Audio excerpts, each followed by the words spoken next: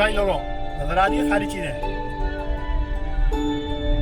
Sakura spa यहाँ पर है, खूबसूरत यार, मजा आ गया। आज तो कह लीजिए मजा आ गया, ये कह लेंगे पूरा टूर जो है ना वर्थ इट हो गया हमारा,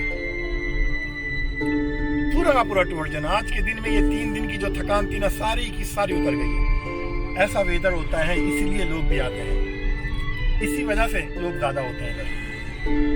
अरे आप सोच रहे होंगे मेरी टोपी कहाँ गई? टोपी कहीं नहीं गई यार, टोपी यहीं रखी हुई है।